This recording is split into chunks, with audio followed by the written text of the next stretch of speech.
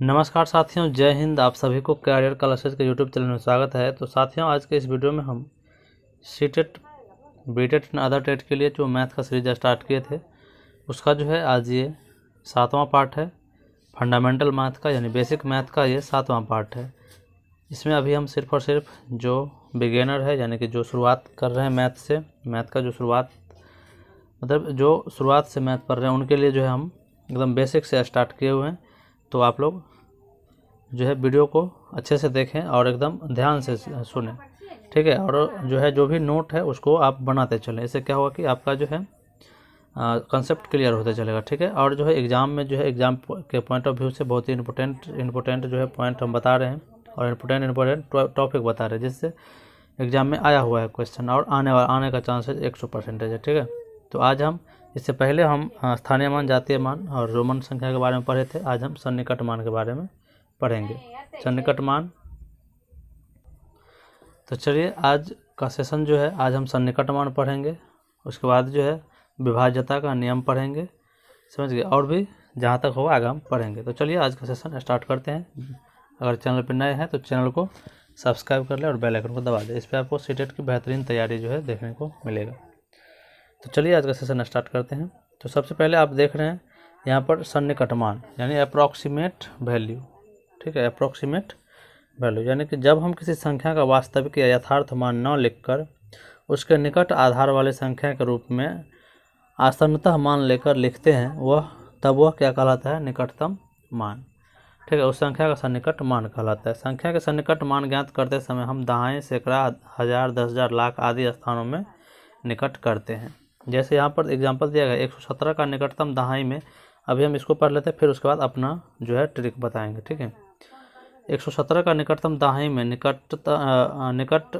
निकटन इस प्रकार होगा, चूँकि दहाई का स्थान 1 है। इसमें 117 में क्या है? दहाई का पूछ रहा है। तो दहाई का स्थान क्या है? अंक 1 है, जबकि दहाई तक का मान 17 है, ठीक है। यहाँ पर दहाई में निकटतम यहाँ पे पूछा है, चूँकि दहाई का स्थान क्या है? 1 है और दहाई तक का टोटल मान कितना? 17 है, जो 20 के निकट है। अतः अभिष्ट मान कितना हो जाएगा? 120, ठीक है। इसमें देख लीजिए यहाँ पे 13,625 का निकटतम हज़ार में पूछ रहा है, हज़ार का सन्निकट मान। तो हज़ार का वास्तविक मान कितना है? इसमें 3 है और उसके आगे का संख्या क्या है यहाँ? जबकि हज़ार तक के संख्या का मान कितना है? 36,000 अधिक मतलब 3,625 यानी 3625 है, ठीक है, जो 4,000 के क्या है? निकट है। अतः अभिष्ट मान क्या हो जाएगा? यानी कि 14,000 हो जाएगा, ठीक है। समझ गए? 13,625 हज़ार में किसके निकट चल जाएगा? 14 के निकट। तो चलिए अब जो है हम अपना मेथड बताते हैं, ठीक है। ये तो मान लीजिए किताबी मेथड था, ये भी आसान है, बहुत ही आसान है। जैसे मान लीजिए अगर 4, 3, 2, 5, 6, इसमें बोलेगा कि सैकड़ा का सन्निकट मान। तो सैकड़ा के स्थान पर क्या है? 2 है और पूरा सैकड़ा क्या बन रहा है? सैकड़ा का जो मतलब बन रहा है शब्द या संख्या वो बन रहा है 256।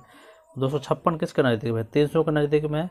तो क्या हो जाएगा? 43 मतलब 300, ठीक है। 43,300 हो जाएगा सैकड़ा में। इसी को अगर हज़ार में पूछे 43,256 है। इसको अगर हज़ार में पूछे हज़ार का सन्निकट मान, तो हज़ार का स्थान पर क्या है? 3 है, लेकिन पूरा संख्या क्या बन रहा है? 3256। तो 3256 किसके नज़दीक है? तो 3,000 के नज़दीक है। तो क्या हो जाएगा? 43,000 हो जाएगा, ठीक है। ये इसका सन्निकट मान होगा, समझ गए। चलिए अब जो है अपना मेथड बताते हैं हम, जो बहुत ही इम्पोर्टेंट है। आप क्या करें? सबसे पहले जो है नोट बना लीजिए। 0 लिखिए, 1, 2, 3, 4, 5, 6, 7, 8 और 9, ठीक है। इतना तक संख्या लिख लीजिए। इसमें जो है इतना पार्ट को अलग कर दीजिए और इतना पार्ट को अलग करिए, ठीक है। ये अलग पार्ट हो गया और ये अलग पार्ट हो गया, समझ गए। तो यहाँ पर जैसे देख लीजिए, मान लीजिए 3, 2, 4, 5, 6 है, ठीक है। इसमें बोलेगा सैकड़ा का सन्निकट मान। क्या पूछेगा आपको? सैकड़ा का सन्निकट मान। तो सैकड़ा का सन्निकट मान, सैकड़ा का स्थान पर क्या है? 4 है। तो हमें क्या करना है? ऐसे सन्निकट मान निकालने के लिए जो क्या करना है, जो जहाँ जिसका मान हमें पूछे, चाहे सैकड़ा का पूछे, दहाई का पूछे, हज़ार का पूछे, जो भी पूछे, हज़ार तक ही पूछता है तो पूछे, तो क्या करना है? जैसे सैकड़ा का पूछा है तो हम उसके जस्ट आगे वाले को देखेंगे। किसको देखेंगे, जस्ट या इसके आगे वाले को, ठीक है। तो यहाँ पे 4 है, यहाँ पे क्या है, 4 के बगल में क्या है, जस्ट आगे में 5 है। तो 5 देख लीजिए किस ग्रुप का है, इस ग्रुप का है या फिर इस ग्रुप का। तो 5 से लेकर के 9 तक के ग्रुप का है। तो इसमें क्या करते हैं, हम एक जोड़ देते हैं, किस में, तो जिस संख्या के बारे में हमें पूछा जा रहा है, ठीक है। तो यहाँ पे सैकड़ा के बारे में पूछा जा रहा है, तो 4 में हम क्या करेंगे, 5 से लेकर के अगर 9 तक रहेगा उसके आगे में तो हम एक जोड़ देते हैं, ठीक है। तो यहाँ पर देख लीजिए क्या हो जाएगा, 4 3 और 4 में हम जब एक जोड़ेंगे तो 5 0 0 हो जाएगा, ठीक है, 43,500। वैसे भी अगर सैकड़ा के नज़दीक में पूछा है तो सैकड़ा का स्थान क्या है, सैकड़ा का स्थान पर 4 है और उसके आगे जो पूरा संख्या क्या बन रहा है, 456। 456 किसके नज़दीक है, तो 500 के नज़दीक है, 43,500 वैसे भी हो जाएगा, समझ गए। और जब इस बीच का संख्या रहे 0 से लेकर के 4 तक, तो उसमें नो चेंज होगा, क्या होगा, नो चेंज हो जाएगा। जैसे इसी में हम आपको यहाँ पर अगर हम 3 दे देते हैं तो सैकड़ा का मान अगर पूछेगा तो सैकड़ा का मान में ऐसे अगर निकालिएगा किताबी विधि से, तो क्या है, सैकड़ा के स्थान पर 4 है और 4 संख्या क्या बन रहा है, 436। तो 436 जो है किसके नज़दीक है, तो 400 के नज़दीक है, समझ गए, किसके नज़दीक है, 400। जब ये 50 हो जाए तो अगला वाला हो जाता है और 50 से पहले का रहे तो पीछे वाला होता है। तो 436 है, तो 436 किसके नज़दीक है, 400 के नज़दीक है। तो इसमें कितना हो जाएगा, 43,400। अब वैसे इस विधि से अगर बनाइएगा तो सैकड़ा का मान हमें पूछ रहा है, तो सैकड़ा का स्थान पर 4 है और उसके आगे में क्या है, 3 है। तो 3 में नो चेंज होता है, क्या, यानी कि नो चेंज, ठीक है, नो चेंज। तो इसके बगल वाले में हम नो चेंज करेंगे। यहाँ पे जैसे 43,436 है तो क्या करेंगे, 43 यहाँ पे 4 इसे ही रहने देंगे, 4 में कोई भी नो चेंजिंग होगा और आगे का सब 0 हो जाएगा। देखिए 43,400 हो गया, समझ गए। चलिए और एक दो उदाहरण हम लेते हैं। जैसे अगर 9 लिए, 6 लिए, 9 3 2 और 4, इसमें 1000 का सन्निकट मान पूछेगा, ठीक है, 1000 का पूछेगा तो क्या करिएगा, 1000 का स्थान का देखिएगा, 1000 का स्थान के आगे वाली संख्या देखेंगे 3 है। तो 3 में क्या होता है, 0 से लेकर के 4 तक में नो चेंज होता है। तो इसी तरह से रहने देंगे, 4 6 9 और आगे का क्या 3, आगे का सब क्या हो जाएगा, 0 हो जाएगा, ठीक है। वैसे भी 1000 का पूछ रहा है तो 9,324 किसके नज़दीक जाएगा, तो 900 के नज़दीक आएगा। अगर 500 रहता और 500 के पार रहता तो 1000 के नज़दीक चल जाता, तो ये 97,000 हो जाता, यानी कि इसमें एक ऐड हो जाता, ठीक है। तो हो जाता 9 लाख, यानी कि 9 लाख इतना हो जाता है। यहाँ पर 7, जैसे हम अभी इसको हम चेंज करके ही आपको दिखाते हैं। जैसे यहाँ पर अगर हम दे दिए 6, ठीक है, यहाँ पे 6 दे दिए, तो अब इसका सन्निकट मान पूछेगा तो क्या करते हैं, हम अपनी विधि से जब बनाएंगे तो जब किताबी विधि से पहले बनाते हैं तब ये जो है कितना 9,000 है, 9,624 है, तो ये चल जाएगा 1,000 के नज़दीक, ठीक है। तो इसे यहाँ पे 9 लाख और यहाँ कितना है अभी 69,624 है, तो ये कितना हो जाएगा, 9,70,000 हो जाएगा, ठीक है, कितना 9,70,000, ठीक है। तो और इस विधि से बना कर देखते हैं तो देखिए 1000 के आगे क्या है, 6 है, तो 5 से लेकर के 9 तक में क्या होता है, एक जोड़ देते हैं, क्या करते हैं, एक जोड़ देते हैं। तो 6 है यहाँ पर, तो क्या है, एक 5 से 9 तक में बगल वाले में क्या करते हैं, एक जोड़ देते हैं, जिसके बारे में पूछा जाए। तो 9 में एक जोड़ेंगे तो क्या हो जाएगा, यहाँ पर देख लीजिए 9 होगा और 9 में एक जोड़ेंगे तो 10 का 0 हासिल 1, तो इसमें क्या होगा, 6 में एक जोड़ेगा तो 7 और यहाँ पे 0 और आगे का सब क्या हो जाएगा, 0 हो जाएगा। देखिए 9,70,000 हो गया। उस विधि से बनाइए चाहे इस विधि से बनाइए, बात एक ही होता है, ठीक है। तो जो आपको आसान लगे उस विधि से आप बना सकते हैं, समझ गए। तो चलिए सन्निकट मान खत्म हो गया। अब जो है हम आगे जो इसका एक और सवाल है, यहाँ पर देख लीजिए इसका सवाल। और अब जब हम पूरा टॉपिक का सवाल एक साथ बताएंगे तो उसमें सभी टॉपिक से क्वेश्चन आएगा, समझ गए। अभी आप धैर्य ना हो, अधैर्य ना हो। अभी जो है अभी हम बेसिक फंडामेंटल बता रहे हैं। यहाँ पर देख लीजिए किस छोटी से छोटी संख्या व बड़ी से बड़ी संख्या का सन्निकट 1000वां भाग कितना है, 9,000 है। तो इसमें देख लीजिए यहाँ पे 85 8,599, तो 8,599 है, तो 1000वां सन्निकट पूछ रहा है तो 1000, यानी टोटल 8,599 बन रहा है, तो ये 9,000 के नज़दीक चल जाएगा, ठीक है। वैसे भी अगर करिएगा 1000 आगे 5 है तो एक में इसमें ऐड हो जाएगा, ठीक है, क्योंकि 5 से लेकर के 9 तक में ऐड हो जाता है इसमें, तो 9 और आगे का 0 हो जाएगा 9,000। और यहाँ पे देख लीजिए 9400 है, तो 9400 जो है किसके नज़दीक आएगा, तो ये भी 9,000 के नज़दीक आ जाएगा, तो 1 नंबर ऑप्शन इसका हो जाएगा, ठीक है। ये हरियाणा टेट में पूछा गया सवाल है। चलिए अब आगे आप जो है चलेंगे हम, ये ख़त्म हो गया। अब जो है सीधा चलेंगे हम विभाज्यता के नियम पर। तो चलिए हम वहाँ चलते हैं। तो चलिए अब विभाज्यता की जांच के बारे में पढ़ेंगे। सभी जितने भी विभाज्यता का नियम है इसके बारे में पढ़ेंगे, क्योंकि इससे क्वेश्चन आता है और आया भी है। ठीक है, जब हम किसी संख्या में एक अन्य संख्या से भाग करते हैं तो हमारे मस्तिष्क में यह प्रश्न अवश्य उठता है कि दी गई संख्या उससे विभाज्य होगी या नहीं। ठीक है, यदि हम यह जान जाएं कि संख्या विभाज्य हो जाएगी अथवा संख्या विभाज्य नहीं होगी तो हम संतोषजनक उत्तर प्राप्त कर सकते हैं। तो संख्या विभाज्य होने या न होने की जांच हम निम्नलिखित नियमों से आसानी से कर सकते हैं। ठीक है, संख्याओं की विभाज्यता की जांच। सबसे पहले 2 से विभाज्यता का नियम देख लीजिए। कोई भी संख्या 2 से पूर्णतः विभाज्य तब होगी जब इकाई अंक 0 हो, 2 हो, 4 हो, 6 हो, 8 हो, यानी कि सम संख्या हो। क्या हो? 0 और आगे 0 छोड़कर आगे क्या है? सब सम संख्या है। 2, 4, 6, 8, यानी कि अगर 4, 3, 2 ये बोलेगा 2 से विभाज्य है तो हाँ है। 0 डाल देंगे तब भी ये विभाज्य है। 4, 5, 3, 2, 4 ये क्या है? 2 से विभाज्य है तो हाँ है। ठीक है, जैसे 998 में इकाई का स्थान 8 है, अतः 998 2 से पूर्णतः विभाजित है। 2 से विभाज्यता का नियम यही है जिसके इकाई स्थान, यानी इकाई इधर से होता है, इकाई दाएं सैकड़ा, हज़ार, 10,000, तो इकाई स्थान पर अगर 0 हो, 2 हो, 4 हो, 6 हो, 8 हो तो वो क्या हो जाएगा? 2 से पूर्णतः विभाजित हो जाएगा। समझ गए? चलिए आगे देख लीजिए 3 के विभाज्यता का नियम।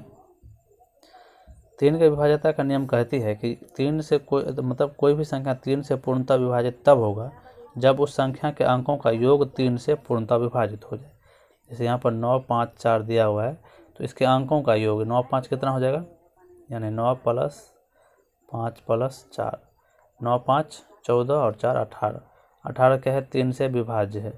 3 6 18, तो क्या होगा? ये भी संख्या जो है 3 से विभाज्य होगा। ठीक है, इसमें यही बताया गया है।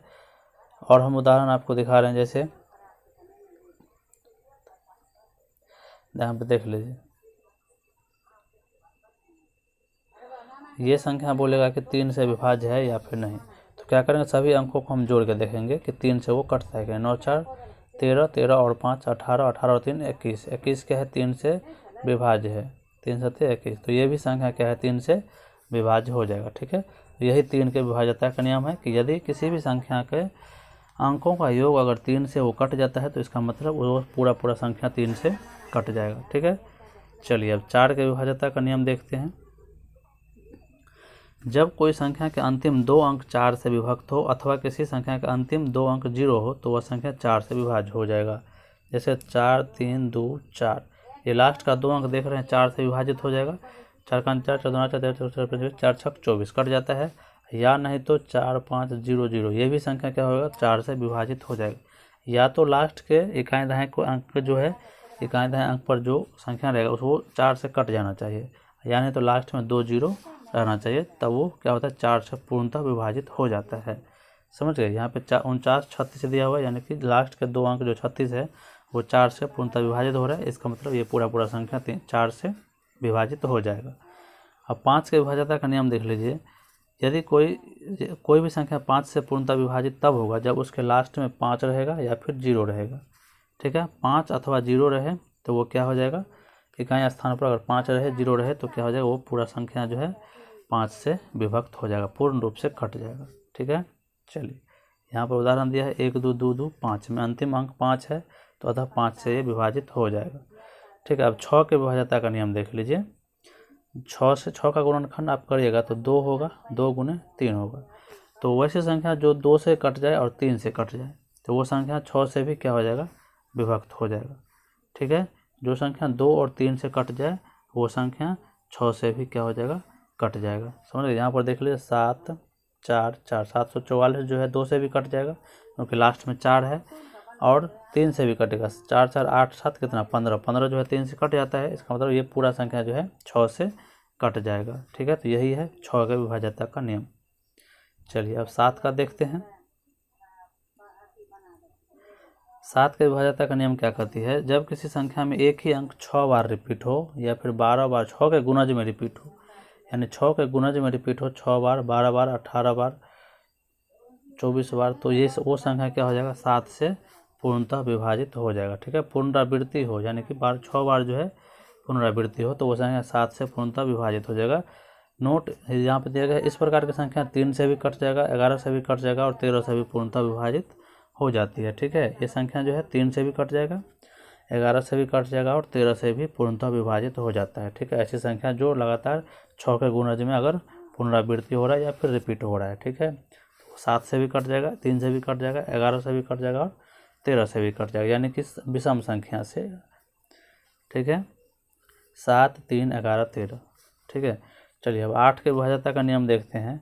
8 के विभाज्यता का नियम कहती है कि वही संख्या 8 से पूर्णतः विभाजित होगा जिसके लास्ट में क्या हो, या तो 3 0 3 0।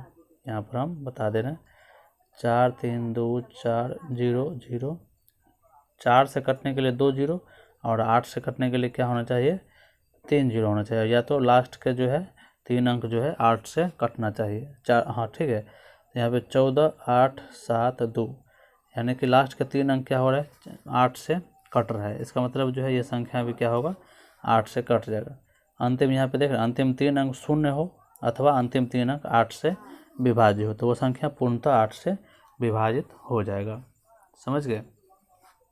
और या नहीं तो दूसरा नियम आप ये भी कर सकते हैं, जो संख्या 2 से कटेगा और 4 से कटेगा वह संख्या 8 से भी कट जाएगा। समझ गए, जो 2 से कटेगा और 8 से कटेगा वह संख्या 4 से अधिक, मतलब 2 से कटेगा और 4 से कटेगा वह संख्या 8 से भी कट जाएगा। आप देख लीजिए 14 872 2 से भी कट जाएगा और 4 से भी कट जाएगा, इसका मतलब ये 8 से भी कट जाएगा। ठीक है, चलिए अब 9 के विभाज्यता का नियम देखते हैं।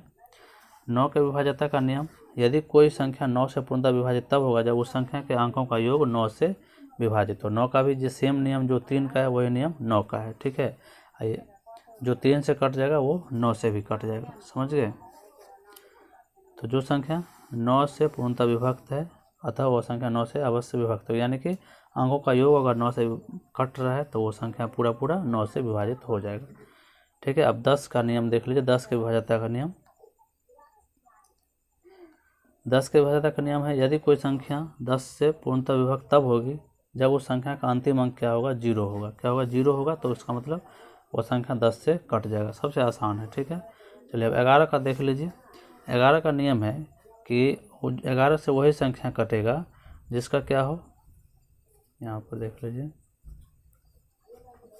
11 से वही संख्या कटेगा जिसमें क्या होता है, जैसे 4 3 2 4 5 6, इस तरह से। अगर सम स्थान का अंक, जैसे सम स्थान का अंक ये है, ये है, ये है, इसका जोड़ और विषम स्थान के अंक का जोड़ अगर घटा करके 0 हो जाए या फिर वो 11 से विभाजित हो जाए तो वो संख्या पूरा 11 से कट जाएगा। ठीक है, जैसे यहाँ पर देख लीजिए, यदि किसी संख्या के विषम स्थानों पर स्थित अंकों का योग तथा सम स्थान पर स्थित अंकों का योग अंतर 0 हो या फिर 11 से विभाजित हो तो वो 11 से पूर्णतः विभाजित हो जाएगा। जैसे यहाँ पर दिया गया है 1 3 5 7 4, तो यहाँ पर सम स्थान पर ये है। ठीक है, तो 7 3 10, और यहाँ पर देख लीजिए विषम स्थान पर 1 3 5, यानी कि एक स्थान पर, तीसरा स्थान पर और 5वां स्थान पर, तो 5 और 7 और 1 8, यानी 5 और 1 6 और 4 10, तो 10 में से 10 गया 0, यानी कि ये संख्या 11 से कट जाएगा। ठीक है, और यहाँ पर यदि किसी संख्या में किसी एक अंक की पुनरावृत्ति सम संख्या में हुई हो तो वह संख्या 11 से पूर्णतः विभाजित हो जाएगा। ठीक है, जैसे 5 में 5 5 5 5 में क्या है, 5 की 4 बार पुनरावृत्ति हो रही है तो वह संख्या 11 से अवश्य विभक्त हो जाएगा। ठीक है, यानी कहने का मतलब जो संख्या सम मतलब बोल रहा है किसी संख्या 11 से एक वैसे संख्या जो 11 से कटेगा इसका पुनरावृत्ति क्या हो, सम अंक, सम मतलब क्या होना चाहिए, एक अंक की पुनरावृत्ति जो है सम संख्या में हुई हो, सम संख्या में हुई हो, यानी कि 4 4 4 4, तो ये भी क्या हो जाएगा, 11 से कट जाएगा। या फिर 6 6 6 6, ये भी 11 से कट जाएगा। और आपको इससे पहले भी बताए थे जो 7 से कटने का नियम था, लगातार 6 बार पुनरावृत्ति अगर कोई भी संख्या हो रहा है तो वो भी 11 से कट जाएगा, 13 से कट जाएगा, 3 से कटेगा, 7 से कटेगा। ठीक है, तो ये समझ गए इतना विभाज्यता का नियम। चलिए 3 और 37 के विभाज्य का नियम है, यदि कोई संख्या 3 बार या 6 बार 9 बार 12 बार यानी 3 के गुणज में हो या समान अंकों की पुनरावृत्ति हुई हो तो वह संख्या 3 और 37 से पूर्णतः विभक्त हो जाएगी। यानी 4 4 4 में 4 अंकों की 3 बार पुनरावृत्ति हुई है अतः यह संख्या 3 तथा 37 से अवश्य विभक्त होगी। यानी 37 से कटने का नियम और 3 से कटने का नियम एक और है कि वैसी संख्या जो 3 के गुणज में क्या होना चाहिए, रिपीट होना चाहिए 3 बार, फिर जो है 3 दूना 6 बार होना चाहिए, 4 4 4 4 4 4। ठीक है, तो ये भी क्या हो जाएगा, 3 से कट जाएगा और 37 से कट जाएगा। ठीक है, चलिए तो इतना समझ गए 3 और 37 के विभाज्य का नियम। चलिए इतना हो गया। तो आज के इस वीडियो में विभाज्यता के सभी नियम हम पढ़ लिए। तो अगर वीडियो अच्छा लगा होगा तो लाइक सब्सक्राइब और शेयर जरूर करें। अगले वीडियो में हम जो है और भी फंडामेंटल मैथ पढ़ेंगे, फिर उसके बाद क्वेश्चन पर डिस्कशन करेंगे। तो चलिए, धन्यवाद।